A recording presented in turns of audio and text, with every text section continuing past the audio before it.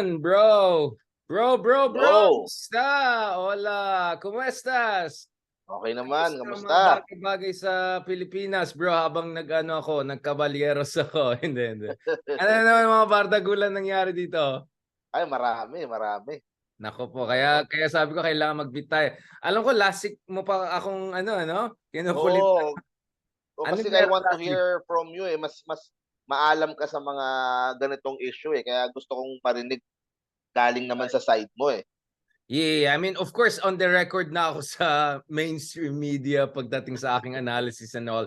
To be honest, of course, I'll share my point of view, but I'm even more interested about what is the blogosphere, ano yung mga state of discussion, especially pagdating sa mga vloggers who are attached to different camps, no? Or yung mga ibang vloggers na biglang resident analyst, expert na daw, yung mga ganun type. Alright, so magbardagulan tayo. First of all, bro, so katulad ng pinag-usapan natin, Marcos Jr. is gonna be very different from Duterte. So yung prediction po natin is 110% correct, right? Even faster than I thought yung pivot na nangyari. So actually, I was expecting April pa ma-approve itong EDCA tsaka yung mga supposedly undisclosed location. Alam natin sa Cagayan and sa Cagayan and Isabela areas. And I'm just not sure how far north, no, whether Mavulis, Fuga, Pasok. But I'm sure in a way, those could be also open in an event of contingency. So I was expecting this later this year, pa mga April. But nangyari na ngayon and we can discuss that. But what I'm really also interested in is yung backlash kay Marcos Jr. from yung mga supposed supporters niya. Oo. Nakita ko pa yung isa, bro, na nabudol daw sila. Sabi nung isang Oo, DDS. yun pa yung Yan ano, talaga yan nabudol daw sila. Nasa Espanya pa ako nun, tinitignan ko, natatawa ako dun sa mga ano. Tapos, eto meron pa po, ako nababasa na ano, na parang pareho daw ng foreign policy si Lenny tsaka si Marcos. exactly. Kaya, Sabi ko ah, nga, actually, oo, I would say Lenny would be a little bit more slow burn. Ito talagang all in eh. Ang bilis eh. all Ang in bilis agad, talaga eh. nito.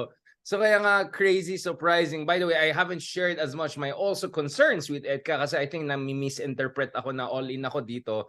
May back and forth ako with Teddy Casino also the other day. I think there are some folks, not Teddy Casino, but some people on the left were trying to portray me as an amboy. It's like, what? Do you know what you're talking about? No, so let me be very clear about that. Meron din ako mga misgivings about this, no, that we can discuss. But what's fascinating, bro, is nakita ko sa Twitter, wait lang, mga tipong nilampasan ni Heydarian si Sasod, mga ganun-ganun. Tapos pagtingin ko, pro-BBM people. It's like, wait, what's going on here? It's like, what? Like, pinagkulit Talagang eh. hindi kayo oo. Si Sasot ang loudest kasi dun sa Parang ano, eh, weird, sa mga bro. Parang ako yung sinesite ng tumututok. mga loyalists to bash the other side. It's like, what's going on here? So pagtingin ko, ayan pala, expert na si tas next level na, may mga pandesal forum, mga ganyan. Yun, eh, Tell me oo. about this. Yeah, what's going on there, bro? Tell me about it. Right after kasi ng nung sa EDCA, after ma-finalize yun, yung mga additional na sites, yun nga na yung Pandesal Forum, kila Flores. si yung si I Wilson love China. Flores, Yeah. iyon. At doon na very emotional at very passionate speech itong si Dasot na parang Expert. she is warning us na parang ang description niya is kasama tayo sa war theater Yeah, war zone. na Wow, ginagawa doon. talagang war Oo. agad. Theater yung sabi na Ay, parang taray, parang taray, parang taray. at because of sa ginawa daw ni Marcos ay pag-atake daw ay kasama daw tayo at madadamay daw tayo doon sa So yun yung giyera na talking mangyayari. points ng camp nila, and SMNI, and I also noticed the Chinese embassy is very active making certain statements which sound very interestingly echoing certain other statements out there. You know what I'm saying? You know what I'm saying? You know what I'm saying? So anong response? So what's going on sa blogosphere? Ito ba yung talking Um, points ngayon na war agad, ganon? Isasot ang main, eh. Sa vlogs, pag sa mga vlogger, Yeah. nakaikot lahat kay Sasot. Yan ang kanyang pinaka-main na concern. Pero as usual, yung mga DDS, sila yung nag-lead diyan, sila yung Yeah. ine-echo itong worry ni Sasot. Ang quiet dito, napansin ko, si Maharlika. Kaya nga, nasaan na yung mga loyalista? Hindi. Si Maharlika kasi is lahat ng very much against kay BBM ngayon, di ba? Oo. Kasi Vic tinitira niya Rodriguez si First ang Lady sa ano. Pero pagdating sa EDCA, tahimik siya. Nasa US kasi siya. Bakit TNT ba siya or legit? Hindi, sa US siya nakatira. I'm kidding. Oh. Yeah. Siyempre, So I guess sa wala US. siyang problema. Oo. Oo, wala siyang problema siguro sa aspeto na 'yon. Correct. Kaya hindi niya binabanatan si BBM sa issue na 'yan. But Correct. everyone else, naka-refer sila doon sa mga sinasabi ni Sasot. Si Sasot may kinakalat din siya na parang hashtag na don't look up, na parang yung movie sa Netflix na parang pinapalabas niya siya yung nagwa-warning, walang nakikinig sa kanya na Please. oo. Oh, please. Let me cut Yun. you So, right away. Let me be very clear. A lot of people are warning na war agad. First of all, itong mga tao na walang vocabulary, wala silang word na deterrence sa kanilang vocabulary, right? So ancient wisdom says, Roman saying, no? If you want peace, prepare for war. Kasi kung mahina ka, lalo kang bubuliin. You invite aggression, no? Let's not also forget a lot of these people are warning, not specifically this person. A lot of these are the same charlatans who said that, uy, kung mabait tayo sa China, katulad ng ginagawa ni Tatay Digong, magkakaroon tayo ng maraming investments, maging mabait ang China sa atin sa West Philippine Sea. Ito yung the same charlatans na yan usually. And ano sila ngayon? Mangmang sila dahil wala naman talaga nangyari. Things got worse in the West Philippine Sea. Nangyari in Gemver, panahon ni Tatay Digong yan. Nangyari sa Whitsun Reef. Napasalita si Pacquiao. Panahon ni Tatay yan. Last year, pare, nag-file tayo ng 193 note verbals dahil sa mga kabulian na ginagawa nila sa atin, including yung latest itong laser na to, di ba? Twice pa, military grade laser. By the way, ito na naman sinabi ko, mali yung mga dilawan, mali din yung mga DDS. Hindi mangyari yung mga death trap na yan dahil walang investment ang mangyayari dito at all. Diba? Wala sila basta pera. Ay, term ko, pare, pledge trap. Nabudol tayo, diba?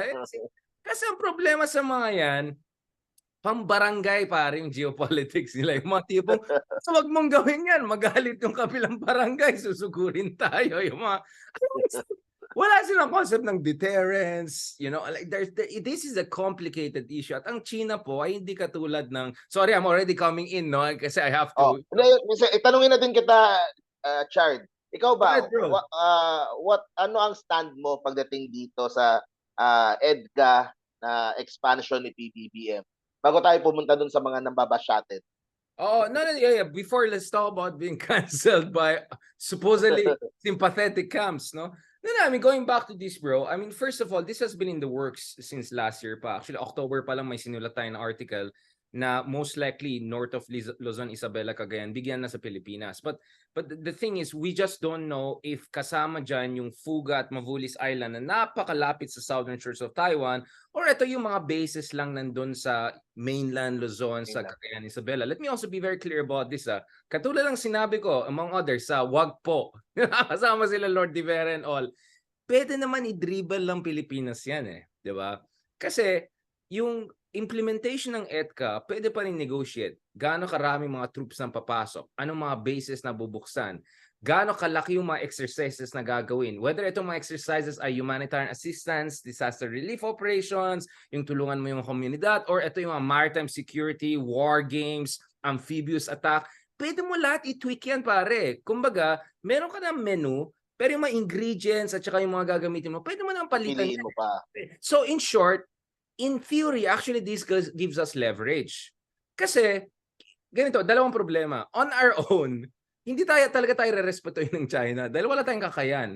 So, yung argumento ng iba dyan na let's just use diplomacy, including si BBM nung panahon na elections, nung friends ba sila ng Duterte and all, hindi gagana yan because bakit ka papakinggan? Wala ka naman leverage, wala kang kakayan, di ba? That's one problem. And the second problem is, it will take time for us to build our own defensive capabilities. So ako, ang preference ko, self-reliance. But alam ko, ang problema dahil sa daming corruption nangyari, sa daming gulo nangyari sa Mindanao and conflicts and all, yung ating kakayahan ay limitado pagdating sa external security. Kailangan natin ng fighter jets, navy frigates. Now, not natapatan yung China, pero yung tinatawag, bro, na poison shrimp or porcupine. Yung parang hindi mo sila kasing laki, but you have minimum capability na hindi ka bubuli na basta-basta, no? This is the second point. Actually, third point is, ito yung fascinating. Dito makita either fake news tong mga to, either bayaran tong mga to, or either walang alam mga to, or maybe all of the above, right?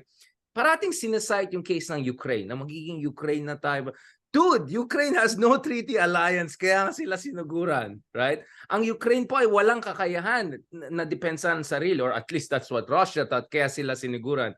If Ukraine were part of NATO, or Ukraine was allied to US, or Ukraine had the defensive capabilities na meron ng Finland, then di sila gagalawin. So for instance, ngayon ang Finland gusto rin sumali sa NATO, pero hindi sila sinisiguran ng Russia dahil may kakayahan. So of course, I want us one day to become like Finland. But it's gonna take some time. And even Finland, with all their capabilities, gusto mag-NATO para may mutual defense treaty, or in that case, collective security. So, do you get what I'm saying here? So, what's happening here, mga ka-Meta or mga ka-Project Pilipinas, mga kababayan natin is, the hope of EDCA is two things. First, give us leverage and allow us to have indirect vicarious deterrence, which is through more US presence in the area. Medyo magdadalawang isip ang US. But this is where, bro, hindi ako pwede magbigay ng final stance because I cannot really vouch for this president when it comes to the more important thing. Kasi ako, ang gusto ko mangyari pare dito is, unang-una, pwede natin i-tweak and dribble itong EDCA para hindi masyado ma-provoke ang China. But more importantly, bro, gawin din natin leverage yan para kumuha tayo ng pinaka-best na weapons sa US. Alam mo, kung ako si Marcos ngayon, sabihin ko, pinuksan ko to. Oh, ano makukuha ko ngayon? Ano to? Parang lang, real estate. Bigyan mo ako ng magandang armas, F-15, bigyan mo, and good price, and grants. Give me good stuff. Don't give me Vietnam era nonsense, right? So, yun ang sorry to cut you off. Yun ang question nila. Parang sinasabi nila, bakit pumayag si Marcos ng ganyan? Wala pang nakukomit masyado sa atin. So, but we don't know, bro. Ba tayo? Probably it's behind the scenes. But as I said, because I haven't confirmed it myself, ang tansya ko, kasi pansin mo, biglang matapang ang Pilipinas ngayon. Like super matapang. Ang tapang ng Philippine Coast Guard, ginamit ng word na acts of aggression. Ang tapang biglang ng DFA natin. I mean, matapang naman sila, but mas matapang pa. Ang tapang ni Marcos. Do you think they would be like that if they didn't get reassurances from the US? I don't think they're that fool, are they? Si Marcos pa, napaka-sigurista yan, di ba?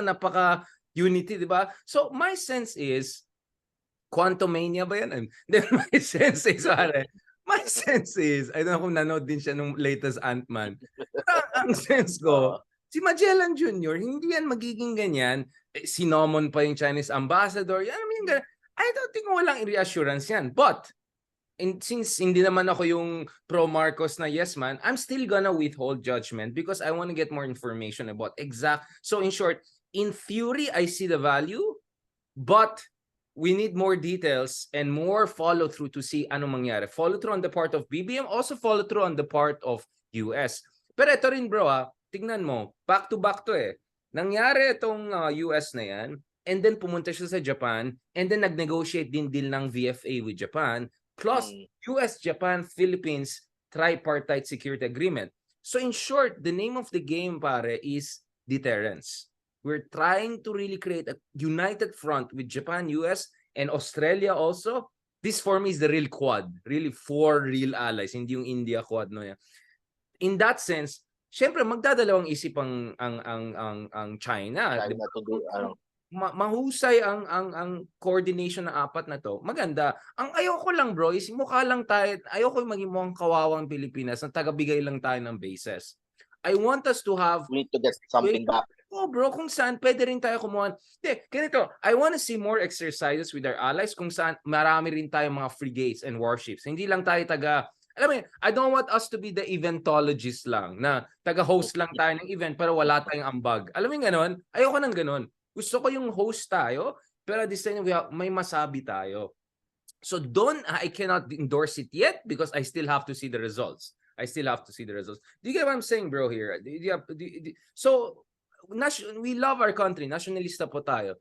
So we are for deterrence, but we're not for dependence. No? And ako, katulad ng sinabi ko kay Teddy Casino, you can actually have both at the same time, which is have alliances but build also your capability para hindi ka rin masyadong dependent sa allies mo. 'Di ba? Pwede mo naman sabayan yan eh. Hindi naman Same time. Exact, hindi naman porket may US.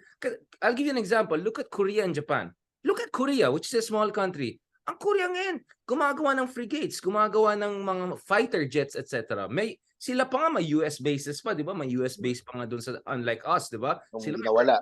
But that never stopped them from developing their own military capabilities and all. And I won't be surprised down the road, Korea will go on its own. Katulad ng sinabi ng president nila, they're now contemplating making their own nuclear weapons if necessary. So, for me, problematic yung argument na porkit may EDCA tayo, ang Pilipinas ay maging dependent forever. Not necessarily. Not necessarily. But if mahina yung leadership natin and military natin in terms of strategic thinking, yes, mangyayari yan.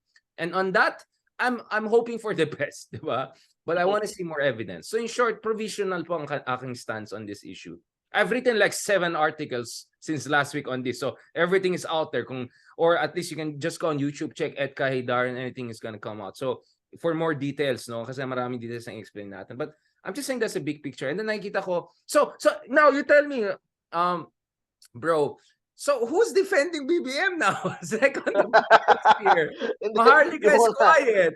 Sasot and all that. Si Sasot lang naman talaga ang ano. Hindi yung kasi isa party ng mga DDS, si Sasot lang talaga yung very much alarmed diyan. Tsaka si Sangkay. Si Sangkay kasi yung mga videos niya medyo conspiracy theory, medyo world ano eh. So silang world dalawa ang medyo ano doon. Wait lang. Sangkay Janjan is not supporting BBM na rin para Maharlika? No, he is supporting BBM. Kaso medyo ano siya eh, medyo walang kredibilidad. Medyo mas sa Russia, mas sa China, mas doong doong side na yung mga theories na ano sa conspiracy global news. Pero sila lang. Pero sa ano wala masyado eh. Sa iba. Right. Yung mga ibang si Maharlika nga yun yung pinakamaingay. Wala, hindi siya ano sa issue na yan. Yung sa mga yung mga pink naman, busy naman kila Willie Revillame, kila Tony Gonzaga. So hindi din masyadong natitira kay Richard Heydarian, busy sila. So hindi masyado. So para ako na lang yung medyo vlogger na all out explaining the situation. Although as I said, I don't fully 100% supported, di ba? Yun ang tatanong ko sa iyo. Kung ang maganda yung pagka-explain mo eh. Saka, di ba sinasabi mo kung si Lenny, baka ganun din, pero mas matagal ng konti. Medyo manchado, ganun. Bakit ka binabash nung ilang mga nandoon from the pink side? Yeah, actually, I was thinking about it last night. So today, hindi na ako pumatol kasi hanggang kagabi, inaaway ko yung iba. Sino na yung mga umaway sa'yo? Nag-enjoy ako. Ito mostly mga anonymous yun, mga alt ABS-CBN, yung mga ganon. Mga walang mukha. I mean, okay, I understand they had to be anonymous for certain political circumstances. But come on, you're going after me, ganun, napakabastos naman. I mean, come on. If you want to question my courage and my conviction, let's talk as ourselves, right? Kasi ako, verified pa yung account ko. Talaga wala akong denial dyan. No, ako actually upon reflection and fairness about this is, siguro medyo OA din yung pagka-response ko. Kasi, I mean, not to excuse myself, pero hindi mo rin ako masisisi, di ba? After 6 years of tatay na, ay wala yan, mabait ng China, kahit ano nangyari. Siyempre, part of me, yung Pinoy pride na, ayan, finally, ayan na.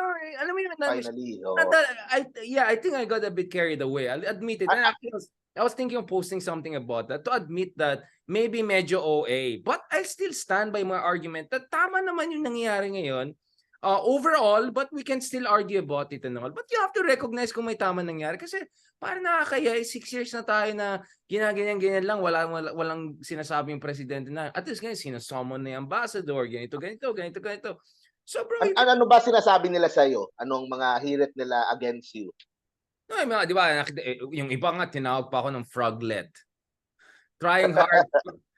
Wait, what? You call me? What? They didn't like na you were parang defending yung mga latest moves ni BBM Yeah, I about sa think it's EDCA. 2 tweets in particular. One tweet regarding his conversation with Zelensky, where he praised the bravery of the Ukrainian people. But of course, BBM is careful. He didn't say against Russian invasion. Yeah, wala din nga eh. Kaya nga, But ako sabi ko, ganito kasi bro, syempre tweet ilan words lang pwede mo ilagay. So if I want caveats and all, I put sa baba, daming links nilagay ko. By the way, it's not only BBM. Actually, yung voting record ng Pilipinas is consistently in favor of Ukraine. Kicking out Russia out of the United Nations Human Rights Council, voting sa General Assembly versus Ukraine. So kung sinama mo lahat na yan, plus yung conversation ni BBM, actually ang Pilipinas, principled na yung position natin. Hindi yung pan-neutral para lang may makuha kang mura sa Russia, which is what some other countries are doing. Kaya I called it opportunistic neutrality. I rather have principled neutrality. Pero ang dami nagka-issue doon na parang, but you know what, that post probably got 1 million views and all, and it was being shared by people in Europe, in US, all around the world, and you could see they were encouraged. And I want them to see the Philippines for what it is. We voted for Ukraine over and over again based on principle. No one gives us credit because si tatay purong ganyan-ganyan kung ano-anong sinasabi. So ako as a Filipino, I want the world to recognize what the Philippines is doing. So siguro medyo na OA yung mga iba dyan na supporters si Lenny, ganon. Dahil syempre, napunta yung credit kay BBM. Pero in-explain ko naman in fairness sa ating voting record, yung assent. But that's the problem, bro. They don't care about those. They just want to make me look bad. And you know why? You know why they want to look me bad? Because binukin. why? No, because binukin ko sila dun sa mga kagaguhan. Ay, sorry. Kalokohan na, ano, I'm sorry, Lord. I'm sorry. Kasi bro, I mean, yung mga analytics, ganyan, tapos yung binabastos yung Pulse Asia, ganyan. I always said, bro, that's not how you do campaigning. Tapos yung pa, at sabi ko, bro, sorry about that word. I'm sorry about that. No, I mean, the other thing also, bro, is, yun nga, I mean, ang bastos din kasi yung nangyari. Binastos yung mga kaibigan ko sa Pulse Asia. Some of these people are my colleagues. They're real scientists. Ronald Holmes, he got his PhD in AU. He's really good guy. I felt bad and there was never apology to these people. The way na pinortray yung Pulse Asia, ngayon, quote nila yung Pulse Asia pag pinakita mababa yung approval sa inflation. You get what I'm saying? Like, and so there was never, and then ito, radical love. Pero kung ayaw kanila, babastusin nila yung itsura mo, binabastos yung hairline mo, binabastos yung grammar mo, binabastos. Bro, I mean, come on. I'm not saying this is the whole support. No, but there are a number of accounts there na ngayon super toxic na sila. Obviously, ito yung mga hindi naka-move on. Ito yung mga ayaw mag-move on. And ito yung mga tao na if you're not 100% with them, then automatically supporter ka ng diktador, anak ng diktador. I mean, like, bro, for me, this is a sensitive issue because I have, as an Ilocano, I'm proud of my heritage. At the same time, I always pointed out yung mga wrong things that happened during the martial law, etc. So I know some people about that. portray me that I'm too soft on BBM, too hard on Duterte, blah blah blah, ganon. But come on, guys. I mean, I'm just trying my best to encourage. And let me tell you this: a lot of people who really matter in foreign policy, they follow me. They know what I say, and I know that what I'm saying matters on foreign policy, not on other issues. Hindi ako nag-feeling, di ba? But di ako nag-iabang, but I know as a fact these people follow me very well. I interact with a lot of these people. I'm not going to name which places, which people, but you can guess these are really important people. So I know what I say matters because it influences their policy and approach to the Philippines. So this is my way. It just happens very good point. In charge. It just happens si BBM in charge. Kaya nga sabi ko, kudos to everyone. In fact, yung DFA, si Ambassador Babe Romualdez, Secretary Manalo, Secretary, like our defense. It's the whole people lang. Nagkataon lang, presidente mo si BBM. But tama yung sinabi mo, si Lenny ang presidente, I'm sure will move in a similar direction. But of course, since Lenny may mga progressive supporters and all, she'll be a little bit more careful dun sa US bandwagon. Syempre, because marami tayong progressive friends who are uncomfortable with US and they see US as an imperialistic power. And I cannot blame them because look at what US did in the Middle East, sa Iraq. So marami silang maling ginawa rin, di ba? So that's my point. Ang weird nang nangyari ngayon, ina-attack ako, And para my point is, you're trying to cancel me, right? The funny thing is, dumadami pa kayong followers ko, the more they attack me. Kasi lumalaban ako eh. Because I don't want these people to think that they can just bully people. You're not gonna bully me. You wanna bully me, right? And duwag pa nga kayo. You cannot even write under your own name. I'm writing under my own name. I'm putting my name on the line. Diba? Tayo po ay respectable person abroad. Pero minsan talaga balura ako sa Twitter because I want to put people in the right place because no one is doing that. No one is doing that. Ito yung problem. And I'll tell you, bro, sana si Lenny and all these opposition leaders come out and tell these people to maayos sila because they're turning off a lot of people. Ako na nga, nag-visit na nga ako sa kanila eh, kaya I'm calling them out. Matagal nila ginawa, but this time talagang uminit ang ulo ko. While admitting na siguro na carried away ako. Kasi syempre 6 years of Duterte, nakakaya bro nung time na yan. I go all around the world explaining the Philippines and then biglang, paano yung sinabi ni Tatay Digong, I love China, China will... People to China, ganyan. Embarrassing yun, pare, embarrassing yun. I'm sorry bro. I'm all for independent foreign policy, but that was not independent foreign policy. That was something else. We all know what it was, right? So I hope that people understand also, and jet lag, all of those things. So yes, maybe I could have framed it better, but I'm glad as a Pinoy, I'm glad that those tweets got a lot of shares, including by journalists all around the world. And now as a Filipino, I can proudly come out and say, hindi tayo pitsugin, hindi tayo pwede ganyan lang sa West Philippine Sea. And at least we have a principled neutrality on the Ukraine issue, and we express sympathy and solidarity with them. I'm proud as a Filipino to say that. So I hope that these people understand where I'm coming from. And again, apologies, I used that word G. I wanted to say Kaiwanan, sorry. It's, alam na, 12 na, so pasensya na, my apologies about that. Yeah. Yun. So, ako, 100% fully support you pagdating sa issue na to. Kaya nga, I wanted us na to do this episode kasi kumbaga, alam ko yan ng expertise mo, yan ng ano, and yung sinasabi mo about this issue is I truly value. And nga, ngayon ko lang ang ganda ng punto mo na hindi lang naman local yung audience mo dito. Some people who follow you from abroad. So, importante na you get it right Tama yung masabi mo. You praise Marcos kung meron siyang tamang ginawa, but at the same time, you have mga precautions na mga pwedeng mangyari if hindi niya magawa yung follow. So, hindi niya ma-execute. I have followers who are like Hollywood actors and all. Hindi ako nag-iabang, bro. I mean, go to my account, check verified followers. I was like, wow. I was like, wow. But hindi ako nag-iabang, bro. So I realized actually there's a responsibility and power with the platform. So please, and again, my stance on martial law and all is consistent. I'm still gonna be out there. Never change. Maybe our next episode, we're gonna talk about it. Because that's why Marcos Jr. is not inviting me to Malacanang and all of that probably, right? Because they know where my stance is, right? That's why wala akong ambisyon, whatever, because I know talaga hindi kami magkakaintindihan sa issue ng past.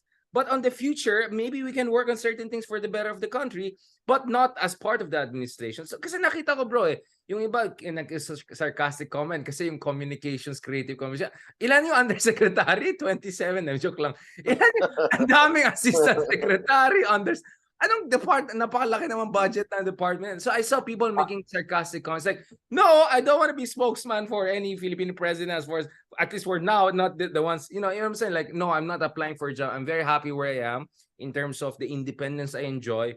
Obviously, I have, my frustrations and all given in, but no, I'm not applying for a job in the government, etc. And wala akong ambition to be chummy with BBM or anyone else because I'm not that kind of person. I have my own stance. Now, if the president appreciates my independence of thought and my stance on foreign policy, then okay, that's good. But no, I'm not here trying to apply for anything like that. So let me be very clear on the record, know where I'm coming from. So thank you, bro, for giving me this chance because again, go to my Twitter account, check out of what 90,000 followers I have there. If you check if you check my verified, they're ambassadors, bro. Practically all ambassadors in Manila and ambassadors all around the world. And they're all following me, bro. And I'm not saying this as a payabang. You feel like, wow, dude, parang ayusin ko, parang hindi ata ako respetable. Alam mo, kasi balahura ako on Twitter. So minsan I feel bad, bro.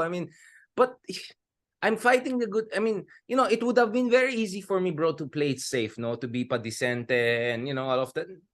But bro, that's a disservice to our country because if I also play safe, so like some journalists and all na above the fray ganon, then walang mangyari. There's no impetus, there's no catalyst. So yes, I look like a fool once in a while. Nakakairita minsan ako, nairita. But I hope people understand this is a passion and love for our country and where we're coming from. And I want the world to respect us again, bro. Kasi bro, nai-hurt talaga ako nung time na yun na dinidismiss tayo as a Chinese lucky, tapos si Duterte, mga ganun. So, I got probably carried away na finally a little bit of courage and all. So, I'm excited now to talk about our West Philippine people. It just happened BBM is the president, right? But we know it's not BBM making the decision alone. It's with all of these people around him that a lot of them I know very well and have been, friends, in fact. No, so I know what's going on there. I know what's going on there to a great degree. But as I said, I still don't know many details about the EDCA. And even if I were to know if it's confidential, I cannot share. So that's why hindi final ang stance ko. Pasensya bro if I'm talking too much kasi biglang this is sudden. Basta on Twitter, I have an audience which is global audience. So, and by the way, the global audience know everything about martial law and all of that, right? So it's not like we're trying to show me a tweet that says martial law was good. No, I will never say anything like that. It's not like sa Pilipinas, no? Yeah, we're just about foreign policy and West Philippines and national interest. And kung may tama naman ginawa, what's so wrong? So someone came up with this ridiculous metaphor like, if may isang tao na, like, I don't know, pumatay na isang tao, tapos binigyan ng cake the next day, magte-thank you ka for cake niya.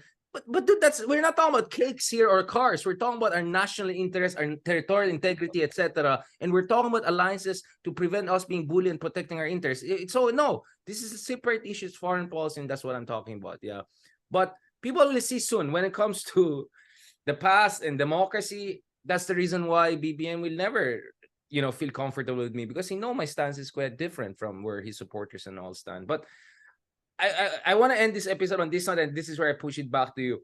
So ang problema ni BBM ngayon is wala talaga siyang reliable, influential bloggers, right? To defend. Si TP ang... Okay. But how effective... Yung problema, hindi reliable. Kasi exactly. would blog respected. Once a month, twice a month, ganun. Yeah, nag-aaral yata siya, di ba? Sa Baguio yata. In my home. Or plano niya yata mag-aral abroad or... So, yun ang problema ni BBM. Sa totoo lang din, hindi ko din alam kung anong ginagawa ni Paul Soriano. Marami siyang maging assistant secretary and all, di ba? Like, what's going on there? Yeah, parang yung creative communications, yun talaga hindi ko mag-gets. Kasama siya. So, hindi ko pa rin mag-gets hanggang ngayon yung pinaka-role niya. Are you surprised na contribute niya? Ang malamnaw? I mean, I don't know how to put it. I mean, nicely. Like, parang nasaan na sila, di ba? Ano bang budget? Kulang ba sila sa budget? What's going on there? Hindi, parang hindi naman arrogance pero parang complacency na siguro baka din sila na sa mainstream media is okay naman. Yung naman. So, hindi ganoon nabibigyan ng masyadong importance. Tapos, makikita mo yung sa satisfaction survey na tumaas naman. So, baka wala silang masyadong incentive na patulan Pero parang they're not worth it. Yeah, they're not worth it. And I mean, now beshi ka ng US, beshi ka ng Japan, beshi ka ng Australia, beshi ka ng Europe, diba? Like, yeah, masaya good. I mean, yeah, I think there's the buzz and all. And it's not like Russia is against him. Actually, sa tingin ko in a way, ipit ang China ngayon I think China ngayon, like, shucks na gagawin natin. Pagbubulin natin, lalo pupunta sa kabila, di ba? Kung wala naman tayong sasabihin, nakakainis naman. So I think ipit din ng China ngayon. Kaya ako, proposal ko sa China, wag kayo magbully at magbigay kayo ng magandang investment. Di pwede namin i-dribble yung EDCA. Ganun lang naman yan I-dribble lang namin yan. Unless mahina talaga tayo, we don't know how to dribble it. But if I were the president, that's what I'll do. I'll get leverage shield, dribble it here, get something there. That's how you do it, bro. Negosyante ka dapat mag-isip, di ba? That's how you do diplomacy. Nagustuhan ko din yung style ni hindi ko alam kung nakwento ko sa ito. Nung pumunta siya sa China, he would use yung parang sentimental nung bata ako, pumunta kami dito ng nanay ko, we met with Chairman Mao. We're allies or so ganun yung style niya Tapos nung nasa World Economic Forum na, binabash niya na yung China. Just next week. I mean, dude. Pero ang problema, you cannot get away with that if you keep on doing that, right? Parati na ginagawa yan. If he sees China is super nice and then he goes sa kabila, Parang sabi ko parang worse than me pa yata 'to pagdating sa ano, yung diplomacy niya too much na, 'di ba? Oo. Kasi of course I get invited to China and all too. But you can imagine I cannot go there and bash him. So I'm a little bit diplomatic and all, 'di ba? But anyway, I'm not gonna put myself into trouble more. Naku, quote na naman tayo. Kasi I saw some of my haters na dilawan. Talagang bro, pinapanood talaga yung mga meta ko. Tapos siniscreenshot nila exactly yung part na ganito, ganito. Then they'll try to portray me. Sabi ko, wait lang, parang style DDS yan ah. Hindi pala kayo masyadong, like, DDS style talaga yung di ba? That's why the quote, tyranny is the deliberate elimination of nuance. Yung iti-twist-twist mo, that's tyranny, right? So, hindi masyadong iba yung mga rabid dilawan niyan dun sa mga DDS people. And let me be very clear, I always said, iba po yung mga kakampings or 99.9% of kakamping. And the tiny May na mga rabid na. rabid na. Hindi, sa akin lang yung, di ba Badly. you're saying nga na ano, na parang nawala yung mga rabid na kakampi ng vlogger si BBM. Pero ang epekto nun, mas less toxic. Sa Ang bagay, layo. Ang layo. I lived through, kumbaga, active ako sa social media nung buong time din na DPS. Ikaw, you experienced that din. Grab, nabawasan yung pagka-toxic. And ako naman, yun lang din ang inaano ko. Yun lang din ang ina-advocate ko. Na bawasan yung pagka-toxic. yeah. Let's talk Detox. about the issues. Let's talk about. Pero ngayon, mas less toxic na. Hindi na masyadong inaatake yung mga yellow, yung mga pink. Si Yeah. Lenny, aatakihin paminsan-minsan. Diba? Yeah. So, Si yung Lenny mga nga pink parang naman, vlogger busy nga. na, di ba? Si Lenny at saka baka makita, vlog na sila from Hokkaido, from Stockholm, from Copenhagen, mga ganun. Ngayon Nag-chill kasi mas busy nag-aaway yung mga Yeah, loyalist tsaka yung mga DDS. Kaya correct, sila yung nag-aaway, sila yung correct. at taste of their own medicine sila yung nag-ano. So, Correct. ayun. So, Yeah, ang akin lang, parang it's not good for engagement. Si Tatay kasi, parang he's good for online engagement, no? Pag si Tatay Digong. I mean, I was not a blogger during Tatay Digong's time. That's probably one of my regrets. No, sana I became vlogger earlier. Thank you to you, I became a vlogger during last elections pa lang. But I can imagine engagement levels for political blogging was way higher during Tatay Digong, no, than now. Kasi ngayon sobrang malamnao, medyo unity, gano'n, and all. But again, let me be absolutely clear. My stance on martial law, human rights issues is consistent. I've never, so I always said, a genuine opposition, right, has a principled, but at the same time, nuanced approach. You check the excesses, but you give credit when credit is due, and you have that compartmentalized approach. It's very, very important. Hindi yung nega lang, toxic lang, or hindi yung, baling-bingan na jump kagad to the other side. No. We have to be very clear about that. Yun nga yung kulang sa atin, no? Either extremes parate, walang matinong, di ba? Calibre. Kulang tayo sa political sophistication. hindi kasi ang problema, most of yung mga politiko is mga family na who owns, Yeah. who runs their provinces. So it's more of staying in power yung priority. So tatalon na lang ng tatalon eh.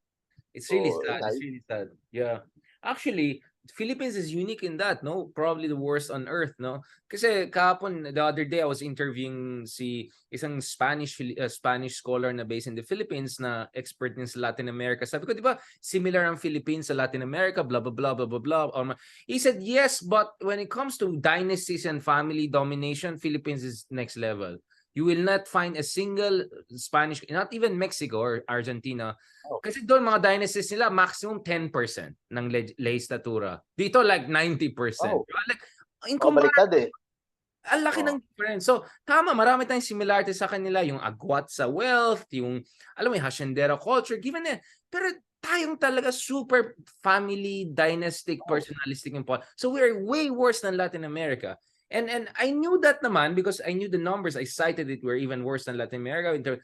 But for a Spanish or Latin American expert to also say na, I was shocked with the Philippines. Now, I never saw that in Latin America. No, he was in Mexico. He said next level talagang Pilipinas. And I kind of agree. Talagang next level ng Pilipinas. And you're right. That's why hindi tayo issue-based. Hindi tayo issue-based eh. Hindi tayo national interest-based. Personalistic, family-based tayo. It's really frustrating. But you know what? We're also improving. No, I think Philippines is much better than where it was 10 years ago. Pero kailangan natin to go forward. Kaya I'm calling out these people because they're making this about, I hate President X, So even when good things happen, we don't say anything. And whoever says the good things happen will attack him and try to cancel him in our... Ang toxic, di ba? Ganitong style mo, walang magsusupport sa inyo. Kaya ako nga, parati kong message sa mga kakampi na get ready for 2025. Elect pink party list, elect pink congressman, senators. And diba? Yun ang focus there. Para... Big Tent. Sorry, I cut you. No, I didn't talk about this because, di ba, ang problema is you need to create kasi big tent coalitions. And if yung cancel culture na ganito, magkakaproblema ka. Oh, by the way, speaking of cancel culture, di ba parang kinakancel ka rin ng mga ka-isko mo or mga ganun? Like, what's going on there? Sige, pag-usapan natin sa next episode. The next episode. All right. Medyo mahaba eh. I know, okay. Let's leave that for the next episode. Sa next episode, mga kameta, ka-Project Pilipinas, ka-Models of Manila. I'm so sorry, it's just a visceral, instinctive thing. Pag-usapan natin mga new movies that are coming out. Pag-usapan, tatlo, no? Apat, bro. Meron pa yung Gombursa. Nalaman ko lang kanina kay Pepe Joke na yun, ha? O kahapon also, medyo may exchanges din ako na, constructive exchanges with Pepe Joke, no? Pag-usapan natin itong mga movie na to na may kinalaman sa demokrasya, sa legacy ni Ninoy, at saka martial law, etc. So, yan ang pag-usapan natin sa next episode. Thank you very much, bro. I really appreciate it and looking forward to our next talk.